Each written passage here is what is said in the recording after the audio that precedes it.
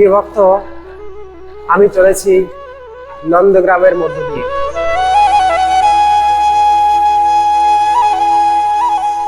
দেখুন কি সুন্দর আজও নন্দগ্রামের এই দিব্য পরিবেশ ভক্তদের হৃদয়কে আপ্লুত করে।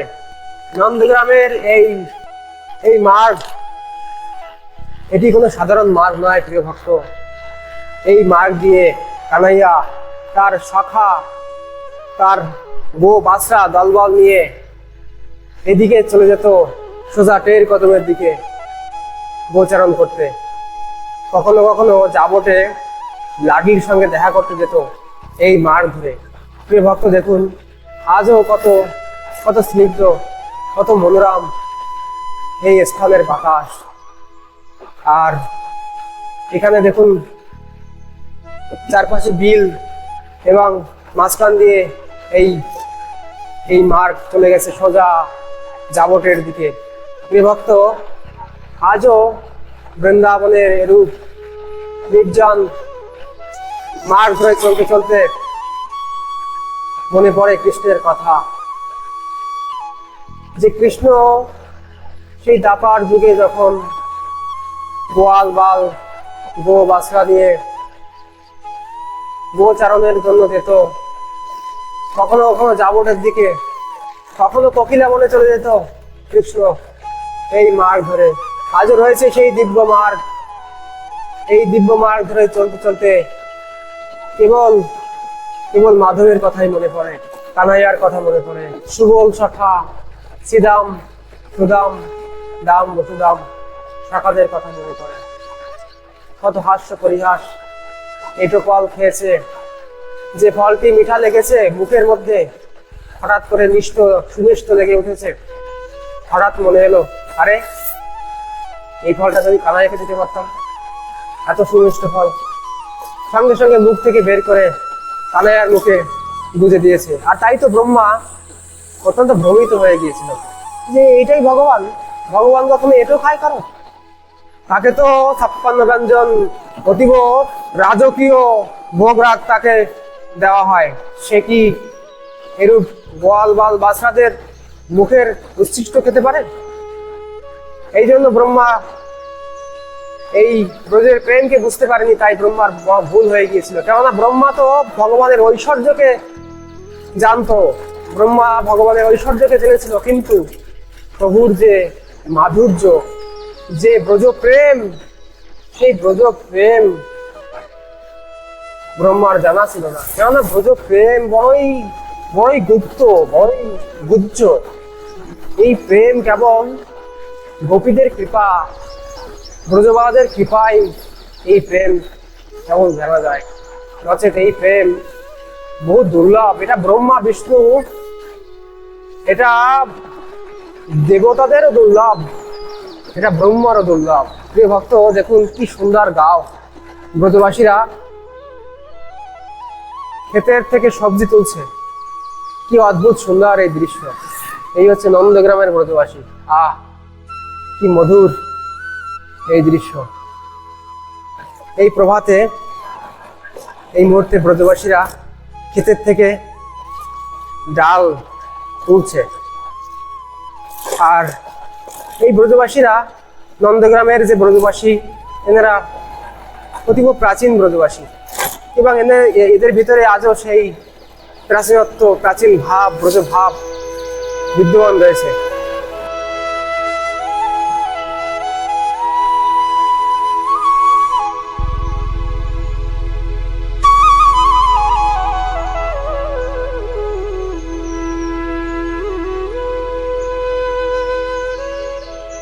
কৃষ্ণের ভূমিতে কি সুন্দর জাম।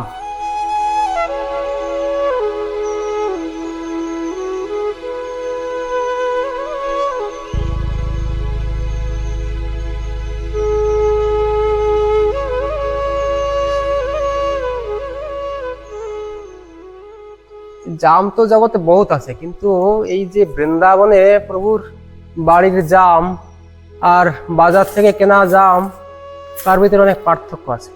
নন্দগ্রামে এসে প্রভুর রাজ্যে দেখুন কি অপূর্ব এই দিব্য জাম বৃক্ষ।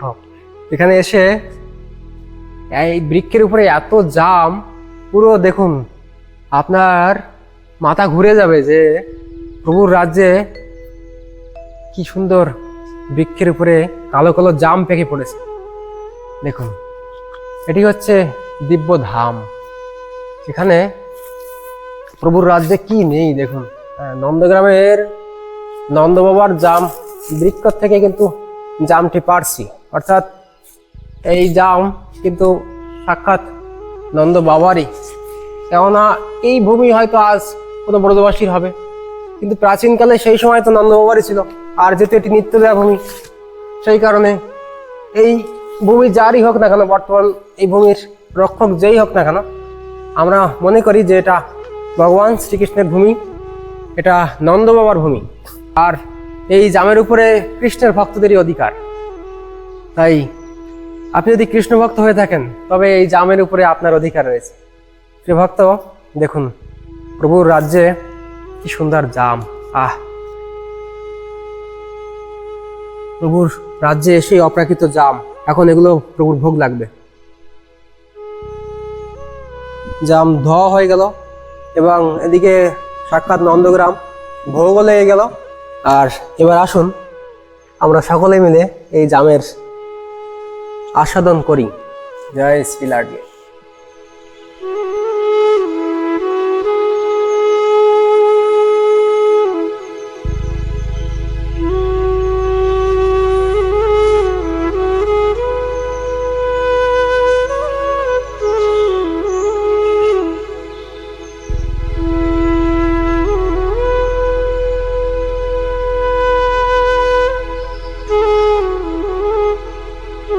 জাম বৃক্ষের তলে বসে আছি। আর কি বলবো, কিছু কিছু ব্যক্তি যাদের সে মানে কি বলবো ননসেন্স। দেখুন দেখুন রয়েছে জাম বৃক্ষের তলে, আর এই জাম বৃক্ষের তলে বসে এসে জাম বাদ দিয়ে বিস্কিট খাচ্ছে। এই সমস্ত লোকজন যে কোথা থেকে আসে এই ব্রজধামে, এটাই বুঝতে পারি না। পদ্মী আপনারা দেখে আপনাদের কি মনে হচ্ছে, আপনারা একটু কমেন্ট করবেন যে আসলে জাম বৃক্ষের তলে বসে এত সুন্দর জাম হয়েছে গাছে, হ্যাঁ, আর সেই জাম বাদ দিয়ে সে কোথায় বিস্কিট চাওয়াচ্ছে। দেখুন, এই রাস্তা ধরে সোজা চললে একটু সামনে এগোতেই মতিকুণ্ড।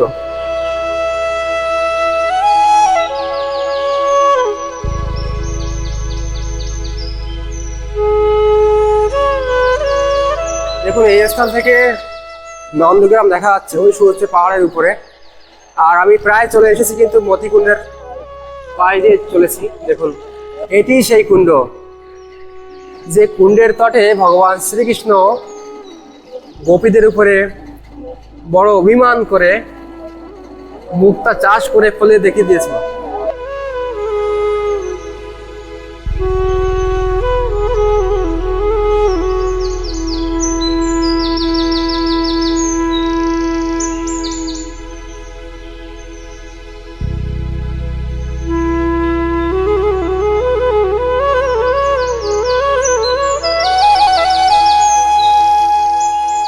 আজ আমি আপনাদেরকে নিয়ে এসেছি মতিকুণ্ডের তটে।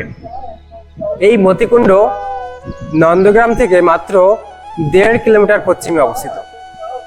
এই স্থানে এলে আপনাদের এই দিব্য কুণ্ডের দর্শন মিলবে। এই কুণ্ডের সঙ্গে অতীব মধুর লীলার সঙ্গে এই কুণ্ডের এক দিব্য সম্পর্ক রয়েছে। সেই লীলা সম্পর্কে আমরা আজ জানব, যে লীলা আমাদেরকে স্মরণ করাবে এই কুণ্ডের মহিমার কথা।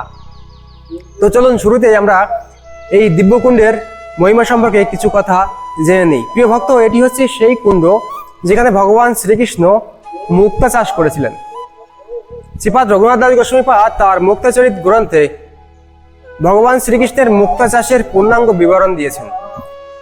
একবার দীপাবলির সময় কৃষ্ণ সখী এবং শ্রীমতী রাধারানীর কাছে মুক্তা চেয়েছিলেন। কি জন্য? তাহলে কৃষ্ণ বলছেন যে আমার ধেনু এবং হরিণীকে মুক্তার মালা পরাবো, অর্থাৎ তাদেরকে মুক্তা শৃঙ্গার করব।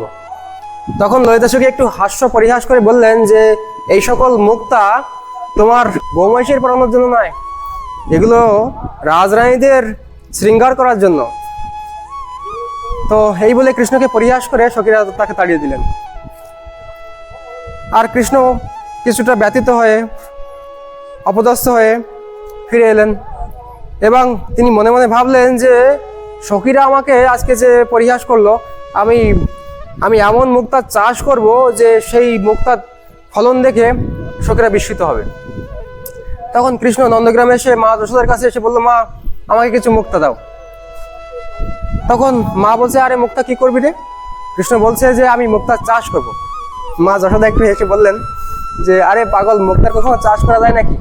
কিন্তু কৃষ্ণ নাছরবান্দা, মায়ের কাছ থেকে মুক্তা নিয়েই ছাড়বে। নাছরবান্দা কৃষ্ণের কথা শুনে মা আর বেশি তর্ক বিতর্ক করলেন না, কিছু মুক্তা তাকে দিয়ে দিলেন। এবং কৃষ্ণ কি করলেন, সেই মুক্তা নিয়ে এসে এই স্থানে এই কুণ্ডের তটে এসে মুক্তার চাষ করলেন, অর্থাৎ মুক্তা বুনে দিলেন। এবং কি করতে লাগলেন যে সেই যেখানে যেখানে মুক্তা বুনেছিলেন সেখানে সেখানে কৃষ্ণ দুধ, দই, মাখন, ঘি এই সমস্ত দিতেন।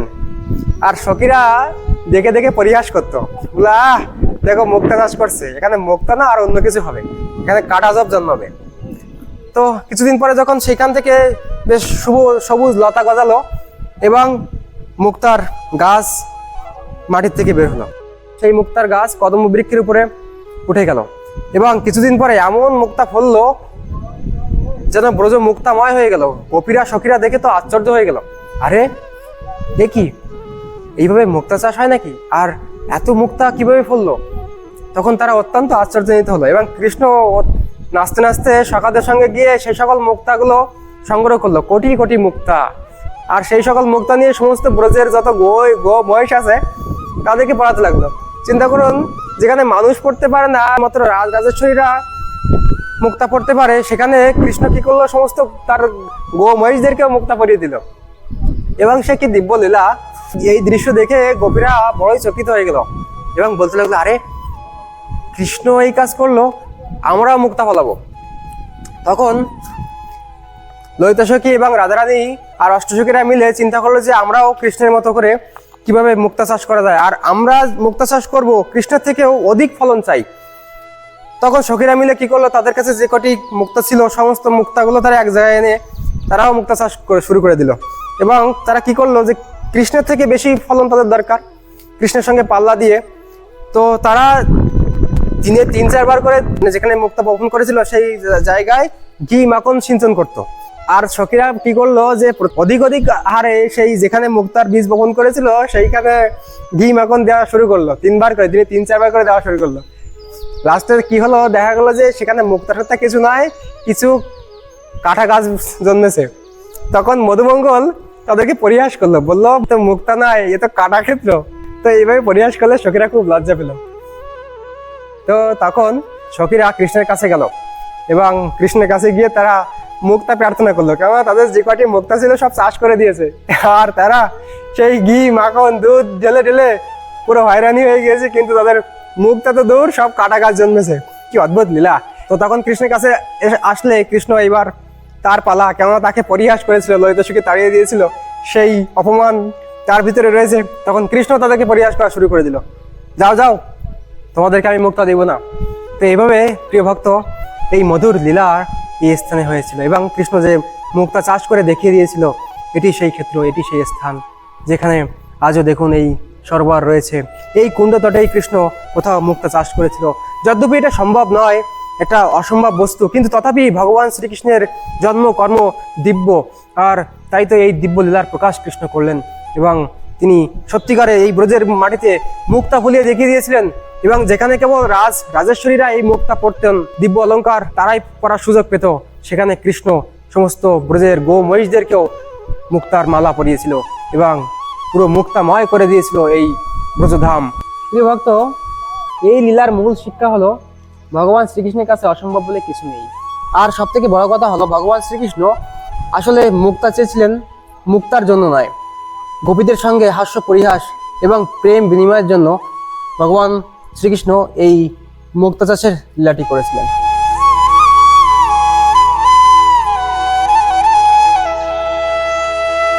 প্রিয় ভক্ত, এটি নন্দগ্রামের এই আঙিনা। আজ দেখুন এই পরন্ত বিকেলে ময়ূর দর্শন হচ্ছে। এরা নন্দগ্রামের ময়ূর, যারা কৃষ্ণলীলার সহায়ক। কৃষ্ণের আঙিনায় এসে যখন ময়ূরের দর্শন হয় তখন বড়ই আনন্দ হয়, কেননা এই ময়ূরকে দেখলেই তো তবে কৃষ্ণের কথা মনে পড়ে। যে ময়ূরের পাখা যা কৃষ্ণের মাথার উপরে শোভা বর্ধন করে, এই সেই ময়ূর যা একটু আগে উড়ে গেল। এ ভক্ত, এটি হচ্ছে সেই আঙিনা, ব্রজবাসীদের গাঁও, নন্দভবন, নন্দগ্রাম। দেখুন কি সুন্দর আজও সেই প্রাচীনত্ব বিরাজ করছে। এখানে রয়েছে মতিবৃক্ষ, আর এগুলো ব্রজবাসীদের গো মহিষ পালন করার জন্য তারা যে ভুসি রাখে, সেই খড়ের ভুসি। এই নন্দগ্রামের মাটিতে চলতে চলতে মনে হয় যে এই রজের মধ্যেই তো প্রভুর চরণ রেণু লুকিয়ে রয়েছে। শুধু কি কৃষ্ণ, নন্দ বাবা, যশোদা মা এবং কত শাখা যারা কৃষ্ণের সঙ্গে অঙ্গাঙ্গিভাবে জড়িত, সমস্ত সময় যারা কৃষ্ণের সঙ্গে থাকতেন, যারা কৃষ্ণের সঙ্গে গোচারণ করতেন, সেই সকল শাখারা, সমস্ত ব্রজবাসীরা তাদের চরণ রেণু এই রজে মিশিয়া। প্রিয় ভক্ত, আজও এরূপ নির্জন বনমধ্যে দাঁড়ালে আপনার কৃষ্ণের কথা মনে পড়বে, কেননা এই ভূমি আর কোথাও নয়। এটি সাক্ষাৎ নন্দগ্রাম, এটা কৃষ্ণর ভূমি, এটা নন্দ বাবার সেই প্রাচীন স্থান, যেখানে নন্দ বাবা, মা যশোদা বহুকাল বসবাস করেছিলেন। তাদের চোখের জল একটা একটা ধারার ন্যায় বয়ে চলেছিল এই নন্দগ্রামের উপর দিয়ে। যখন কৃষ্ণ মথুরায় চলে গিয়েছিল, নন্দ বাবা, মা যশোদা কৃষ্ণকে কেমন ভালোবাসতো, কেমন প্রীতি কৃষ্ণের প্রতি ছিল। আর কৃষ্ণ তাদেরকে ছেড়ে বহুকাল এই ব্রজ ছেড়ে, গোপীদেরকে ছেড়ে, রাধারানীকে ছেড়ে এই ব্রজের বাইরে বহুকাল কাটিয়েছিল। তাই কৃষ্ণ ব্রজ ছেড়ে চলে গেলেও গোপিকারা তাদের প্রাণটা দেহে ধারণ করে রেখেছিল শুধু কৃষ্ণের জন্য। যদি প্রাণনাথ আসে, সে বলে গিয়েছিল যে আমি ফিরে আসব, আর যদি সে ফিরে আসে আর আমাদেরকে না দেখতে পায়, কে তার সেবা করবে? হয়তো কৃষ্ণ অত্যন্ত ব্যথিত হবে। এই কারণে গোপীরা অত্যন্ত ব্যাকুলচিত্ত হয়েও তারা কৃষ্ণের জন্য জীবিত ছিল। ভক্ত, এটি সেই স্থান, এটি সেই দিব্যভূমি। আজও সেই নীরবতার মাঝে এসে দাঁড়ালে যেন গোপীদের ক্রন্দন আপনার কর্ণে ভেসে উঠবে। বৃন্দাবনে ভগবান শ্রীকৃষ্ণের সমস্ত লীলা বড়ই দিব্য এবং অতি মনোহর। কত মধুর মধুর লীলা তিনি এই ব্রজধামে করেছেন। তো কেমন লাগলো আজকে ভগবান শ্রীকৃষ্ণের এই দিব্য লীলা ক্ষেত্র? অবশ্যই সেটা আপনারা কমেন্ট করবেন। আর দেখা হবে পরবর্তী নতুন কোনো লীলা স্মৃতি। সে অবধি সকলে সুস্থ থাকবেন। সকলকে রাধে রাধে।